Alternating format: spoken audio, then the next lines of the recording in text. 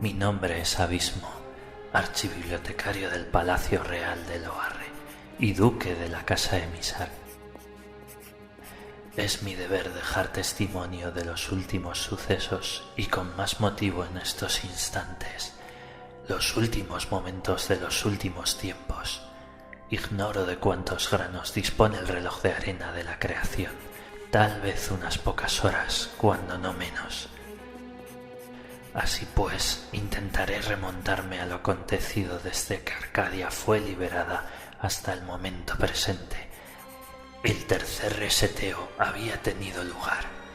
De entre los Changeling solo había quedado un superviviente, el caballero Lucien de Sotomonte de la Casa Emissar, quien hubiera estado destinado en un futuro distante y alternativo a ser Lord Oberón Lengua Tenebra. ¿Cómo había podido sobrevivir Lucien al funcionamiento de la máquina del reseteo? Su Alteza el Aza despreciaba a Lucien por encima de todas las cosas. Su castigo y tormento debían de ser infinitamente mayores. El Aza sabía que el ensueño había maldecido a todo el linaje sátiro con corazones en exceso volubles a los dictámenes de la pasión, y que obligarle a presenciar impotente el espectáculo de cómo sus compañeros caían irremisiblemente le partiría el alma por la mitad. Su cuerpo sería poco más que un pelele llorón, que no ofrecería resistencia a ninguna tortura a la que se le sometiera, así que podría procurarle intensos momentos de agonía. Sin embargo, todos estos planes se fueron al traste cuando el Aza se apercibió de una circunstancia con la que no había contado. ¿Dónde estaba su reina? Sus 3 hijas habían llegado a la Fortaleza Blanca tras un arduo e interminable periplo que las había llevado desde el corazón mismo del ensueño hasta allí, con la sana intención de devorar a su madre, pero Lilicia había desaparecido. Eso era inadmisible.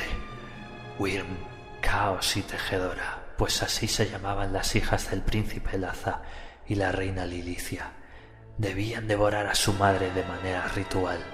A continuación lo devorarían a él, lucharían entre ellas y la superviviente dirigiría la plaga por toda la eternidad. Este ritual debía de efectuarse de esta manera, punto por punto. No podía ser que Lilicia hubiera abrazado su condición de Changeling en el último momento y dejara la ceremonia sin terminar.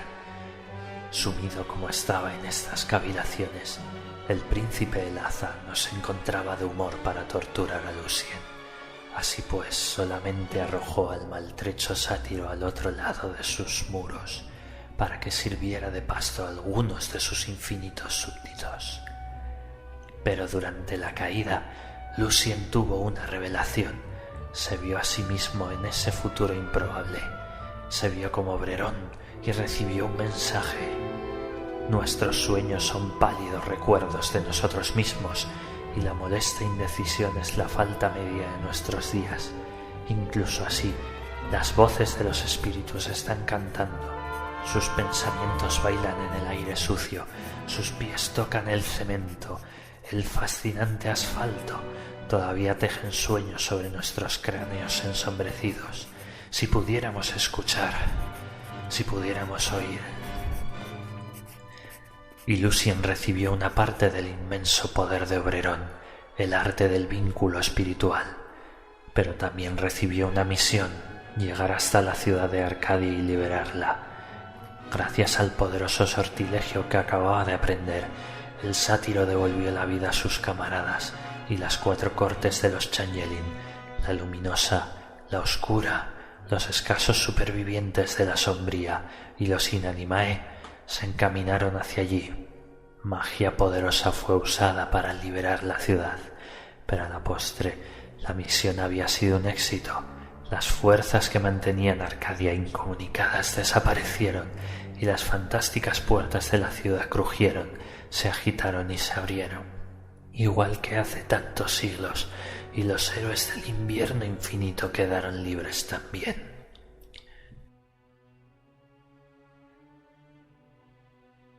En aquel momento, y sin nadie capaz de percibirlo, la serpiente emplumada Quetzalcóatl, también conocido como Maestro Ko, el último de los Tuatha de Danann y maestro absoluto del ilusionismo y la fantasía, hechizó a todos los Changeling e Inanimae y los hizo creer que se enfrentaban a una airada corte blanca que los arrasaba sin piedad. «No estáis preparados», dijo tras la brutal derrota asumida por los Changeling, mientras deshacía la ilusión. Y era cierto, no lo estábamos. Quetzalcóatl nos previno. Teníamos un año para movilizarnos y dar lo mejor de nosotros mismos. Garra acechante, antiguo pupilo de Quetzalcóatl y actual rey de la corte roja de los fomorianos, creó anexa a Arcadia una réplica de esta, pero de menor tamaño, destinada a guarecer a sus súbditos, ahora leales a los Changeling, y como plaza fuerte y escudo contra la plaga. El nombre que recibió este bastión fue Ciudad Hermana, y de ahí es donde hemos recibido nuestros suministros durante todo este tiempo.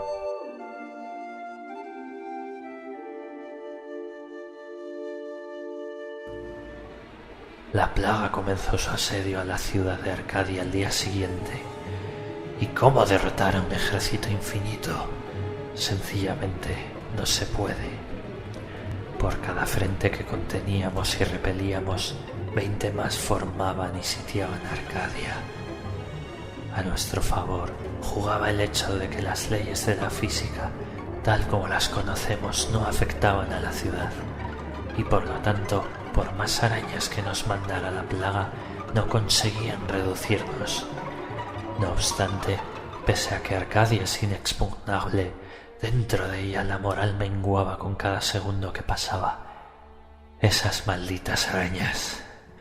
Las oíamos noche y día, el tamborileo de sus patas en nuestros muros, sus silbidos y chirridos maldiciéndonos, el crecimiento de sus telarañas ponzoñosas. Su interminable presencia fue minando poco a poco a todos los habitantes de la ciudad. Poco tiempo después de que diera comienzo el asedio, un destacamento de Changeling se dirigía a toda prisa a la ciudad, precediendo un pequeño tanque y un colosal dragón. Y aunque las puertas de Arcadia se abrieron para franquearles el paso, cuando los habitantes de la ciudad descubrieron que se trataba del resto de miembros de la corte sombría, algunos de ellos se lanzaron al ataque para evitar su ingreso, ya que los consideraban tan enemigos como a la plaga. La emperatriz Sherazade de la casa Emisar y su círculo más próximo habían sellado un armisticio con el senescal Marduk Kali de la casa Lianam y el resto de la corte sombría, pero cuando intentaron detener a los furiosos Changeling que habían salido de Arcadia para plantar cara, ya era demasiado tarde. La escaramuza había hecho que el dragón fuera devorado. Los supervivientes se vieron forzados a retroceder ante el avance de la plaga y adentrarse de nuevo en Arcadia, cesando parcialmente las hostilidades. Pero contraviniendo los designios de la emperatriz Sherazade, el rey Caín de la casa Numain, junto con Shira Morrison, proyectaron un hechizo sobre el tanque en el que viajaba Marduk y lo hicieron desvanecerse del lugar, impidiendo su acceso a la ciudad y transportándolo a las entrañas de la fortaleza blanca de la plaga, bajo las patas mismas del príncipe Elaza. Necesito detenerme a descansar unos momentos. Mis cansados ojos ya no son lo que eran y mis huesos están viejos y doloridos. Creo que me dará tiempo para escribir el resto del... ¡No! ¡Ahí está! ¡Maldición! Está a punto de tomar la ciudad. Debo darme prisa o mi labor no habrá servido de nada. No puedo entrar en más detalles de los necesarios. Debo mencionar ya la creación de la bestia y la única manera de desbaratar sus planes, si es que existe esa mínima posibilidad. Es el momento de hablar sobre el destructor de mundos que nos ha puesto en jaque, el quebrantasueños. En los albores del tiempo, en la primera primavera del mundo, cuando la humanidad daba sus primeros pasos y en sueño y vigilia todavía se mantenían unidos indivisiblemente, apareció una criatura vil y traidora, un ser maligno, envidioso y ruin que deseaba poder por encima de todas las cosas y despreciaba a los que conseguían amasar más que él. Érase una vez, hace mucho, mucho tiempo, vivía una hada poderosa, un oscuro del linaje Redcap. Este Redcap batalló una vez con un poderoso caballero Sid en las grandes guerras que enrojecieron el amanecer del mundo. Una y otra vez lucharon el Redcap y el caballero, y el duelo se hizo más encarnizado. Los soldados de ambos bandos detuvieron sus luchas para ser testigos del valor de los combatientes, pero cuando las sombras del atardecer se alargaron en la noche, la enemistad de los duelistas quedó ensombrecida por el respeto, y finalmente ambos dejaron caer las armas y se abrazaron. Y después de aquel día, tan amigos se tornaron que luminosos y oscuros los llamaron hermanos. Y en hermanos se convirtieron realmente, porque el caballero y el Redcap mezclaron la sangre que ambos habían derramado en la batalla y pronunciaron un solemne juramento de hermandad ante el propio ensueño. Y sucedió que las tierras se vieron amenazadas en una ocasión por un terrible dragón, y caballero y Redcap partieron para enfrentarse al desafío. Pronto llegaron a los dominios del dragón, un terrible campo de flores comedoras de hombres que crecían de las semillas de las pesadillas. El Redcap y el caballero se abrieron camino a través de la maligna jungla, pero al Redcap le pareció como si su hermano se rezagara ligeramente, dejándole sufrir solo el aguijón de los colmillos de las criaturas. Pronto llegaron a la guarida del dragón y llamaron a la bestia para que combatiera. Se lanzó sobre ellos con un batir de alas y un rugido de llamas, y los valientes guerreros se encontraron en serias dificultades. El caballero cayó sobre una piedra y el dragón aferró su cuello y abriendo sus fauces se preparó para morder al caballero y segárselo. En esto, el Redcap cargó, abrumando a la bestia con una lluvia de golpes. Cuando el dragón se giró, el caballero se alzó y, aferrando su espada con firmeza, cortó la cabeza del monstruo. Así mataron a la bestia. Y el caballero y el Redcap fueron ante sus semejantes portando trofeos. El Redcap presentó los restos de las flores demonio del dragón, y el líder de su pueblo sonrió ligeramente. «Bien hecho», dijo. Otras palabras de alabanza fueron pronunciadas, pero con frialdad, y al Redcap le pareció que el favor de su pueblo era escaso. Entonces avanzó el caballero, portando la cabeza del dragón, y la dejó en el suelo para alborozo de la corte, y le dijo al líder: «Mi señor, por vos y solo vos he segado la cabeza de este monstruo», y no hizo mención alguna al valor del Redcap. Y el líder abrió sus brazos y le otorgó la mitad de todas sus tierras y otros muchos favores. La rabia del Redcap creció en él como una tormenta, y aferrando la cabeza de su hermano, la mordió del mismo modo que lo habría hecho el dragón. Con este acto se pronunció la renuncia al juramento de hermandad, y el mismo ensueño se irritó e iluminó con terribles relámpagos. El Redcap estaba muy asustado y gritó ante el ensueño, pidiendo justos testigos del crimen que había cometido su hermano y de la injusticia del sacrificio. Pero al romper el juramento de sangre, el Redcap había cometido un pecado cientos de veces peor, y el ensueño lo maldijo así. Nunca más conocería el esplendor de la fantasía, la luz de la corte sería venenosa para sus ojos, solo las tierras de los muertos conocería, muerte y roja sangre. No pudiendo soportar esta agonía, el Redcap decidió anclar su alma a una piedra y dejar su cuerpo exánime vagando por vigilia durante toda la eternidad.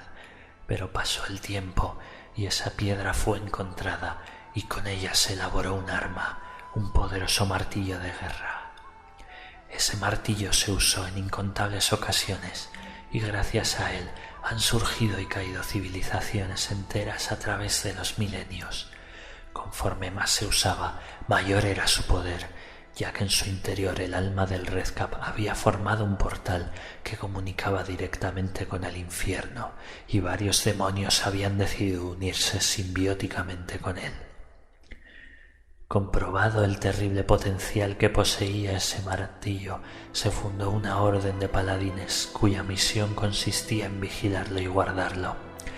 La hermandad mantuvo el control de la maza durante miles de años, incluso sabiendo el alto precio que debía pagar cada custodio tras su vida de leal servicio. Al encontrar un nuevo portador, el anterior debía dejarse matar utilizando ese mismo martillo para que su alma fuera absorbida y formara parte de él, conteniendo el creciente número de demonios de su interior hasta el fin de los tiempos. El último paladín que obtuvo la posesión del martillo fue el troll llamado Oberon, el cual lo portó con dignidad durante varios años hasta que fue asesinado. Por fortuna, el martillo no terminó en malas manos tras su muerte, y el propio ensueño, conocedor de la misión del troll, decidió devolverlo a la vida con objeto de que llegara hasta él y se sacrificara de la forma que correspondía, cerrando el ciclo de nuevo. Pero el corazón de Oberon se había enviciado por el odio y sus pensamientos ya no estaban dirigidos a cumplir con su cometido, sino a vengarse de quienes lo habían traicionado y lo habían asesinado.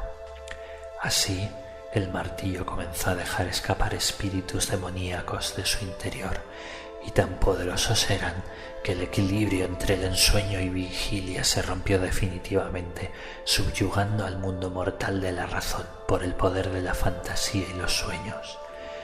En un último intento de contención, el ensueño enterró el martillo en el centro de su ser, con el objetivo de que el poder del glamour retuviera el del arma.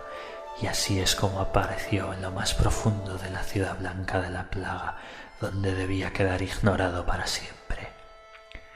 Pero como decía, Marduk había sido enviado a esa misma ciudad y en su huida, en lugar de optar por atajar campo a través hacia Arcadia, donde acababa de ser repudiado, y por un camino que lo conduciría a través de hordas de la plaga, optó por excavar su propia vía de escape, hacia abajo, hacia los cimientos de la ciudad. Entretanto, Shira Morrison había tenido un vaticinio en el que preveía al senescal Marduk obteniendo un poderoso objeto y decidió enviar allí al rey Garra acechante para que terminara el trabajo que ella había comenzado. El resultado fue nefasto. Tanto Garra como Marduk murieron en aquel tanque y el martillo acabó en manos de la plaga. A continuación se precipitaron los acontecimientos que han desembocado en nuestra situación actual. Por una parte, mientras se le negaba asilo a Marduk en Arcadia, se permitió que algunos miembros de la corte sombría sí franquearan la entrada, aunque hubo alguna nota discordante. En este caso, el rechazo más enconado lo mostró el mencionado troll Oberon. Arremetió contra ellos y aniquiló al conde Benito Ablianam. Acto seguido, y por razones que aún no han quedado del todo aclaradas, el troll se convirtió en una sólida estatua de fría piedra. La profecía aseguraba que para poder derrotar al enemigo final se requería de la presencia de un miembro de cada linaje, y ahora, muertos Marduk y Benito, ya no quedaban ogros ni bogarts en el mundo, y el resto de linajes contaba con escasa representación. La emperatriz Sherezade mandó apresar a los artífices del desastre, el rey Caín de Numaín y su heraldo Shira Morrison, quienes no opusieron resistencia y se sometieron. Pero en la plaga las cosas tampoco es que fueran un jardín de rosas. Más bien al contrario, cuando se hicieron con el martillo comenzó también para ellos la debacle. Chaos Wyrm y Tejedora estaban listas para continuar con su tarea, pese a que el ritual no se pudiera celebrar de la manera estipulada. En lugar de comerse a sus padres en primer lugar y luego luchar a muerte, decidieron invertir el proceso y comenzaron a devorarse entre sí. No fue una buena idea. Su poder estaba tan equiparado que pronto se demostró que todas ellas perecerían en el proceso. Pero eso no era todo. La demencia de su actuación, al igual que una enfermedad, era contagiosa, y pronto toda la plaga sufrió el mismo delirio. Las hordas arácnidas se atacaban entre sí sin descanso y sin razón aparente. Por supuesto, todo este caos afectó también al príncipe Elaza, quien sufrió a su vez infinidad de ataques, pero el príncipe Elaza no estaba dispuesto a permitir que todo su imperio se viniera abajo después de millones de años de letargo. Así que empleó el martillo para dar un poderoso y letal golpe al amasijo de patas, probóscides y pinchos en que se habían convertido sus hijas. Eso tampoco fue una buena idea. El poder combinado del martillo y de la tríada desató un poder inimaginable, el quebrantasueños. Esta bestia es puro horror, solo maldad, rencor, muerte y destrucción, y lleva asediando a Arcadia desde poco después de su nacimiento. Cada embate de quebrantasueños es mayor y más fuerte que el anterior, y antes o después la ciudad caerá. Me parece que ya puedo escuchar los preparativos que se están llevando a cabo abajo, en el Salón del Trono. La corte luminosa, la corte oscura, la corte sombría, los Inanimae, un Tuatha de Danaan y varios fomorianos reunidos en torno a la misma mesa. No se había contemplado tanta maravilla desde tiempos anteriores a la creación. Es una lástima que nadie vaya a poder ser testigo de semejante evento, como también lo es que estas notas no vayan a ser leídas jamás por nadie. De esta manera, yo, Abismo, el archibibliotecario del Palacio Real de Loarre y duque de la Casa Emisar, concluyo mi obra como cronista. En Arcadia, en la presunta noche del 21 de diciembre de 2012.